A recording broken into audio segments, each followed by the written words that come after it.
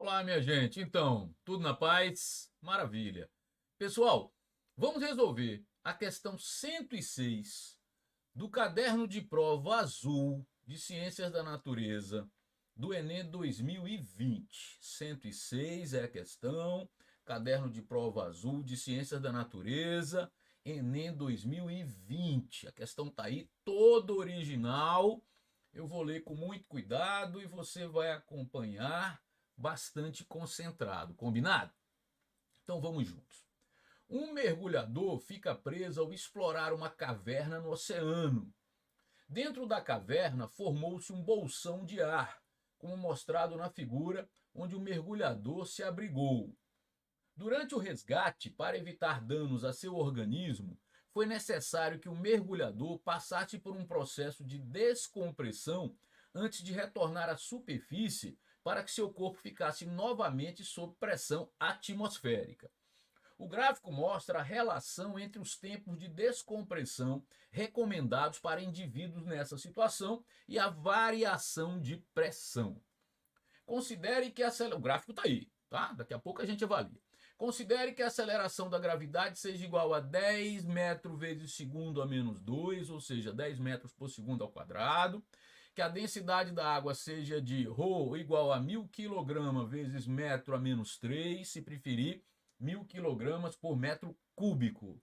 Em minutos, qual é o tempo de descompressão a que o mergulhador deverá ser submetido? Muito bem, vou ficar na frente do gráfico aqui só um pouquinho para a gente organizar as ideias, tá? Muito bem, veja só. O gráfico indica, ele relaciona a variação de pressão que o mergulhador vai sofrer com o tempo que ele precisa sofrer de descompressão. Então a primeira pergunta é: qual é a variação de pressão que esse mergulhador vai sofrer? Observe que ele está num bolsão de ar numa determinada profundidade na caverna e vai até a superfície, onde lá estará submetido à pressão atmosférica, concorda? Então o que é que eu preciso? Eu preciso encontrar essa diferença de pressão entre onde ele está no início e onde está no fim. Essa diferença de pressão vai representar para ele a variação de pressão que ele vai sofrer, porque ele vai estar no instante inicial no bolsão de ar e no instante final na superfície sob a pressão atmosférica, concorda? Então eu preciso calcular essa diferença de pressão entre esses pontos, superfície e o bolsão de ar, que vai representar a variação de pressão que o mergulhador vai sofrer. E de posse dessa variação de pressão, eu vou ao gráfico e relaciono com o tempo de descompressão. Entendido? Então vamos aqui, vamos focar na figura. Olha só, primeiro a figura da esquerda, tá? Depois a gente vai ao gráfico. Quero que você preste atenção. Ó, olha para cá. O mergulhador está aqui, certo? Olha o bolsão de ar, que ele está no início, certo? Eu vou marcar um ponto, vou chamar de ponto A. Isso aqui é a superfície da água na caverna, certo? É a superfície livre da água na caverna. Quem pressiona essa superfície livre da água? O ar que está no bolsão. Então, esse ponto A está sob a pressão do bolsão de ar, tá? Muito bem.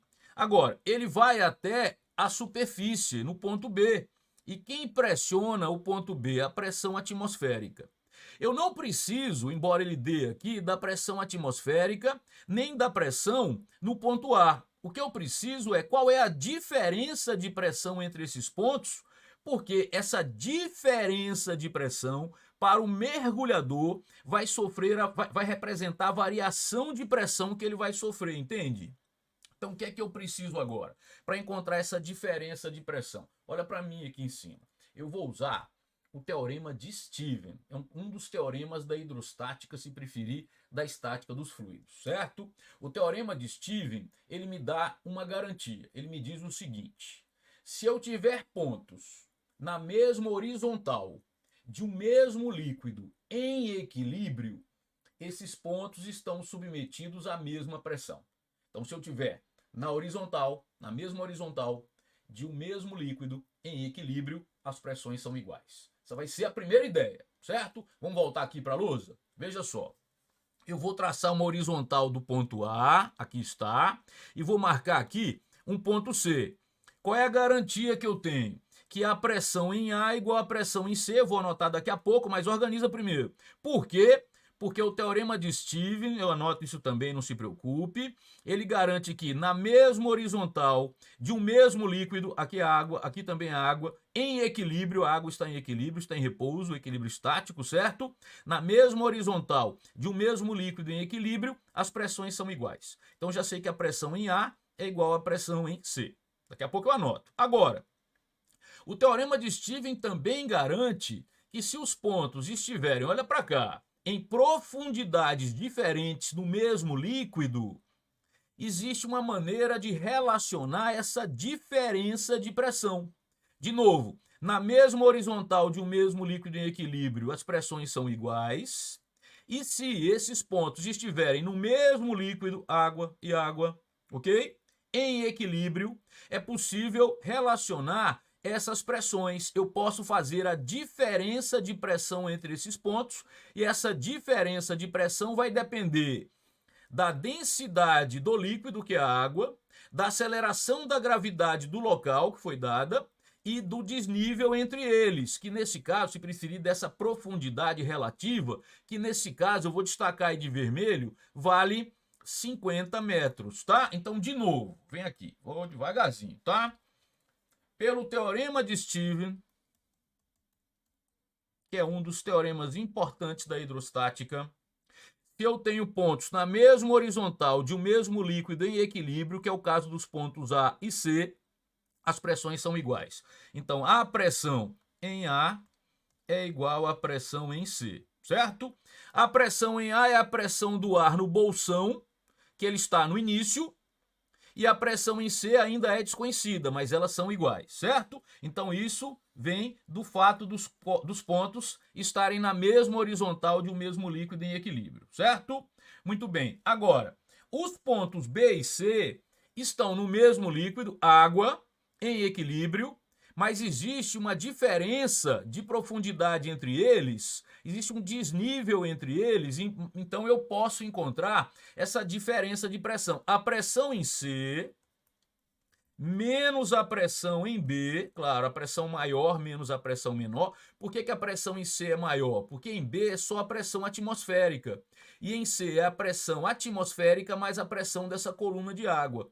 Então a pressão em C menos a pressão em B, teorema de Stevens ainda, tá? É o produto de GH. Veja que essa aplicação do teorema prova essa.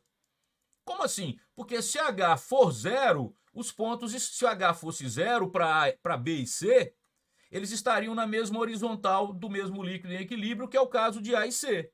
Veja que A e C, o H, o desnível entre eles é nulo, eles estão na mesma horizontal, certo? Por isso que as pressões são iguais. Já entre B e C, como é que ficou? A pressão em C é a pressão em B, desculpe, a pressão em C menos a pressão em B, a diferença de pressão, olha o teorema aqui, pessoal, ó, a diferença de pressão entre dois pontos de um mesmo líquido em equilíbrio é o produto densidade do líquido, aceleração da gravidade do local e esse desnível H entre eles, certo? Muito bem, só que a pressão em C é a pressão em A, que é a pressão do bolsão de ar. Então, pressão em A menos a pressão em B, que é a pressão atmosférica, certo? Se você quiser, pode escrever a pressão atmosférica, eu não estou preocupado com o valor, eu vou chamar de pressão em B.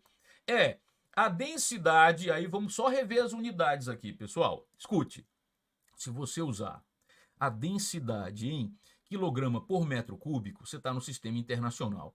Se usar a aceleração da gravidade em metro por segundo ao quadrado, você está no sistema internacional. Se usar o desnível entre eles, H, em metro, você está também no sistema internacional aqui, certo? Então, estou usando todas as grandezas no sistema internacional. Dessa forma, eu vou encontrar a diferença de pressão também no sistema internacional, que é o Newton por metro quadrado, que é o mesmo que Pascal, certo? Então, a densidade, 1 vezes 10 a terceira, 1000 kg por metro cúbico. Aceleração da gravidade, 10 metros por segundo ao quadrado. E H, 50 metros, certo? Então, a pressão em A, que é onde ele está, menos a pressão em B, para onde ele vai, é 5 vezes 10 vezes 10, 500, vezes 10 a terceira, 50 vezes 10, se preferir, né? 500, vezes 10 a terceira, pascals, ou metro, ou Newton por metro quadrado, certo? Que é o Pascal, é o mesmo que Newton por metro quadrado, certo? Mas se você olhar no gráfico, vamos lá para o gráfico, que relaciona o tempo de descompressão em minutos com a variação de pressão em quilopascal. O que é o quilopascal? É 10 a terceira pascals. Então, aqui eu tenho quilopascal, certo? Quilopascal, logo, a pressão em A, para onde ele vai, desculpe, da onde ele sai, que é no bolsão de A, menos a pressão em B, representa 500 quilopascals, certo? Isso quer dizer que se ele vai de um ponto para outro, ele vai sofrer uma variação de pressão. Aí para ele se chama variação de pressão, né? Porque para ele vai representar um instante inicial e um instante final. Essa variação de pressão é negativa porque a pressão final é menor do que a inicial, mas ele já está chamando no gráfico de descompressão, não tem problema. Então eu preciso procurar uma descompressão de 500 quilopascals, certo? Vamos lá no gráfico. 500 quilopascals. Vamos procurar 500 quilopascals, está aqui. Sobe esse ponto, agora leva lá para o eixo Y, 60 minutos. Para uma descompressão de 500 quilopascals, você vai precisar de um tempo, tá? De 60 minutos. Vamos procurar a resposta então agora? O gabarito, 60 minutos. Muito bem. Vamos lá, marcar o gabarito, 60 minutos. Gabarito letra C. Vou deixar essas continhas aqui e vou conversar mais um pouquinho com você. Olha só, vou aparecer aqui em cima. O mergulhador está num bolsão de ar, está sob uma pressão. Ele vai até a superfície, uma outra pressão. Eu preciso saber qual é essa diferença de pressão. Por que você fala diferença? Porque eu estou falando no mesmo instante de dois pontos diferentes. Certo? São duas profundidades diferentes. Uma está lá embaixo no ar e a outra está lá em cima na atmosfera. Então eu falo diferença de pressão. Só que essa diferença de pressão, para o mergulhador, já que para ele vai ter um instante inicial e um instante final, vai representar uma variação de pressão. Claro que para ele a variação de pressão vai ser de menos 500 quilopascals. Por quê? Porque ele vai para uma pressão menor. Entende que em A a pressão é maior do que no ponto B em 500 quilopascals? Então, para ele, a variação de pressão é negativa, indicando que ele vai para uma pressão menor. Mas veja que eu não vou me preocupar com o sinal, porque o gráfico já fala, escute, que ele tem que sofrer uma descompressão, ok? Muito bem. Aí veja, o que é que eu fiz para matar a questão? Eu usei o teorema de Stevens duas vezes. Eu usei na mesma horizontal de um mesmo líquido em equilíbrio, volta lá, vai. Na mesma horizontal de um mesmo líquido em equilíbrio, aqui, ó, a pressão em A igual a pressão em C, água e água, na mesma horizontal de um mesmo líquido em equilíbrio, a pressão em A igual a pressão em C, e depois eu usei o teorema de Stevens de novo, pessoal, relacionando as pressões em C e em B, concorda? Veja que a diferença de pressão entre dois pontos de um mesmo líquido em equilíbrio, olha só, embaixo, PC menos PB, é o produto DGH. E com isso, eu encontrei que a pressão em A é igual a pressão em C, então troquei C por A, ficou PA menos PB igual a DGH e fiz a conta. Deu 500 quilopascals. É a diferença de pressão entre o bolsão de ar e lá em cima. Como ele vai do bolsão de ar lá para a superfície, ele, mergulhador, vai sofrer uma variação de pressão, porque para ele é início e fim. E essa variação de pressão, como a pressão final é menor, é uma variação de pressão negativa, que o sinal não me preocupei, porque o gráfico já tem que ele tem que sofrer uma descompressão, ok? Procurei no gráfico o ponto em que a descompressão seria de 500 quilopascals, vamos voltar lá no gráfico, tá aqui, ó, 500 quilopascals. E fui para o gráfico do tempo e achei 60 minutos, certo? Veja que se você quisesse, você também poderia ter usado daquele artifício de que cada 10 metros de profundidade em água, a pressão aumenta de uma atmosfera, certo? Cada 10 metros de profundidade em água, a pressão, isso é consequência de DGH, tá? Então, se você já tem esse conhecimento prévio, que é famoso, a cada 10 metros de profundidade em água, a pressão aumenta de uma atmosfera, como eu tenho 50 metros, a pressão aumentou de 50 atmosferas. Desculpe, a pressão aumentou de 5 atmosferas. A pressão no bolsão de ar é maior do que a pressão atmosférica em 5 atmosferas. Por quê? Porque eu estou numa profundidade de 50 metros. E na mesma horizontal do mesmo líquido em equilíbrio, as pressões são iguais. Que tal? Você também pode fazer assim, 5 atmosferas, aí ele diz que uma atmosfera é 1 vezes 10 a quinta pascals, que dá 100 vezes 10 a terceira pascals. 100 quilopascals. Uma atmosfera. Como são 5 atmosferas, dá 500 quilopascals. Que tal? Pode fazer assim também? Pode, porque eu não fiz? Porque eu preferi deixar essas ideias pré-estabelecidas de lado, porque de repente, se não fosse água com a densidade conhecida, você ficaria refém dessa situação. Eu preferi revisar DGH e fazer a conta, foi simples, foi feito com muito cuidado, ok? Deu para fazer uma boa revisão sobre o teorema de Steven. Veja que você, ao resolver essa questão, você está usando dois casos do teorema de Steven. O caso particular da mesma horizontal de um mesmo líquido em equilíbrio, as pressões serem iguais, e o outro caso em que existe uma diferença de pressão. Que tal? Muito bem, tá aí o gabarito marcado. Vamos lá de novo, ficou como? Letra C, né? Então eu vou marcar aqui, vou na lousa marcar o gabarito. Nós sempre também anotamos aqui embaixo o gabarito letra C. Aqui em cima de novo. Gostou? Dê um like, dê o seu like.